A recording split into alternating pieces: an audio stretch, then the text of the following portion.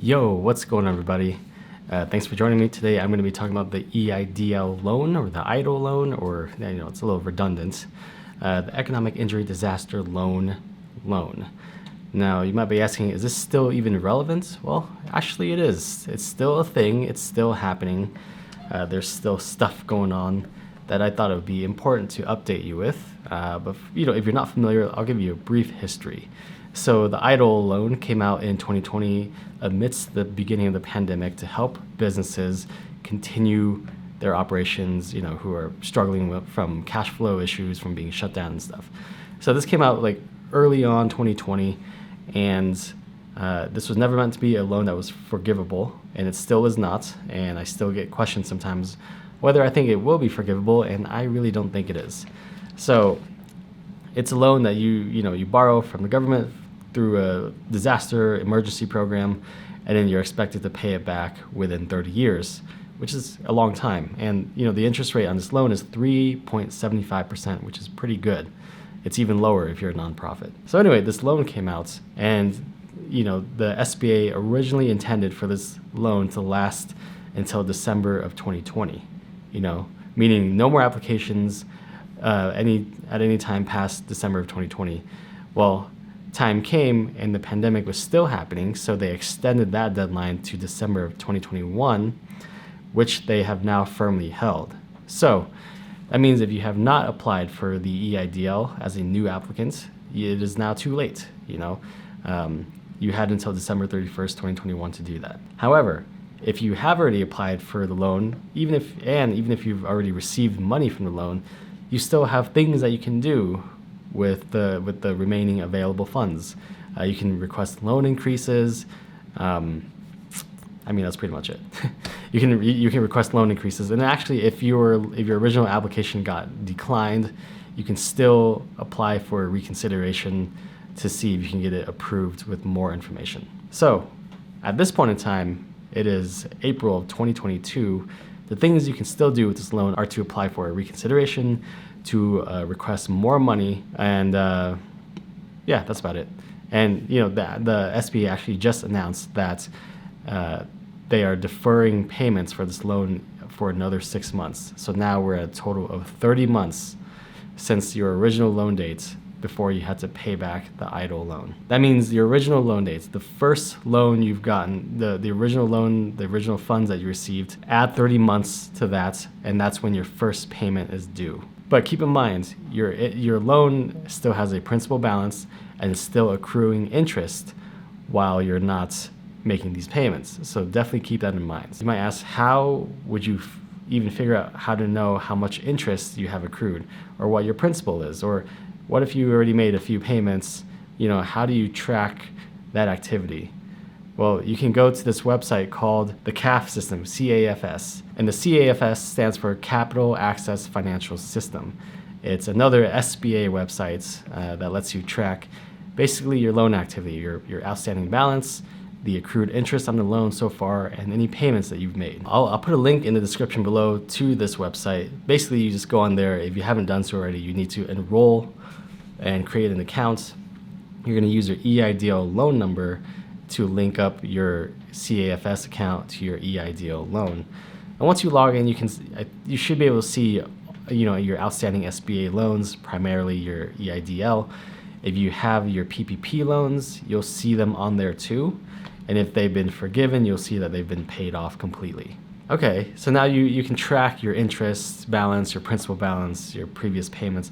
How do you actually make a payment? Some people early on got the privilege of receiving these fun little SBA payment vouchers for their EIDL loans. Well, they stopped sending those because they deferred the payments. But if you wanted to make payments now, you would have to go to www.pay.gov, and you can make your payments using your EIDL loan number. And you would set up an ACH through your bank account, and I don't actually think you need to even register for an account to make these payments.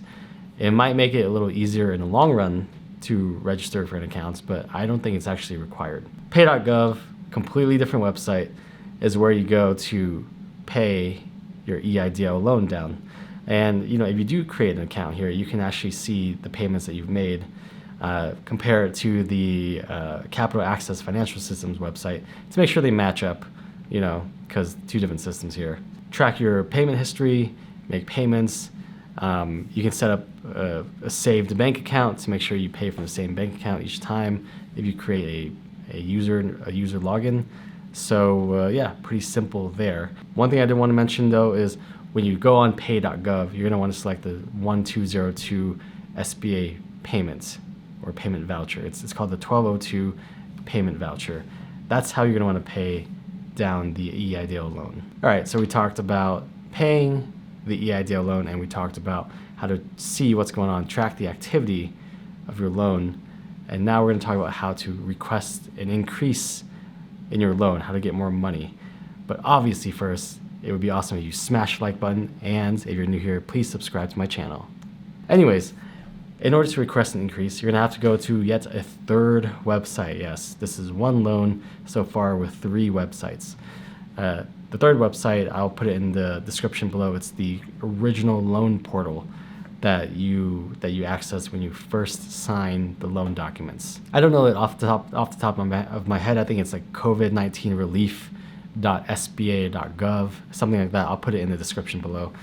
But you're going to want to log into there to view your original loan portal. Yeah, it's very exciting. It's like a trip back into memory lane.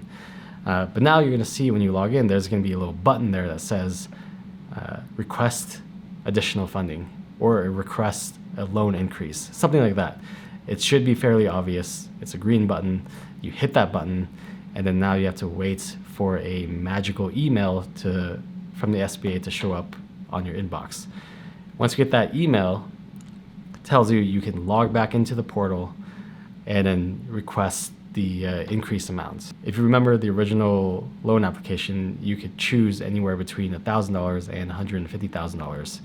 There's this nice little sliding scale that you use to choose your loan amounts. When you log in now, you'll probably see that the amount could be much higher than $150,000 because of some changes in the SBA's upper limit of the loan amounts. If you originally got $150,000, and let's say you wanted another $150,000, you're gonna want to change the slider over to $300,000. Okay, you're gonna borrow a total of $300K because you already got $150. You want $150 more? Well, that's $300K. So you're gonna change your slider or to whatever amount you want. You're gonna hit submit, and then once you do that, you're gonna scroll down on the main portal screen and see if there's any outstanding documents or outstanding tasks that you need to do to move this process along. The SBA might request more documentation from you, might require you to sign some more stuff. You got to print them out, sign them, re-upload them. And once you've completed all the tasks, you're going to see a button at the top that says submit for processing. It's going to be at the same spot where the request a loan increase button was before.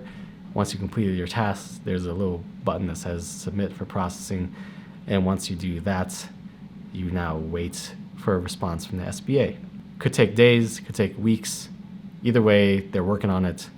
And, I think if everything looks good, they'll tell you to jump back on the portal and sign your loan documents, and then they'll fund your additional money. If they need additional documents from you, then they'll let you know. Okay? From what I understand, this process has been a lot more smooth than the original loan application process, which was a total nightmare because there were so many people trying to get loans all at once. So now I heard it is a much smoother process. That's all I got for today. Thanks for watching. If you found this video helpful, please do smash the like button. And if you're new here, please do hit the subscribe button and follow me for more hopefully useful content and sometimes angry, passive-aggressive rants. All right? My name is Ryan. I'm a CPA. Hope to see you next week, and take care. Move for a switch up. I hit the function, hit the rose till I hiccup. I hit the stage and leave with money that's a stick up. She picture perfect, so I told him I'm a flick up. Bill, I'm in the mood for a change up. I leave the city and return with my change up.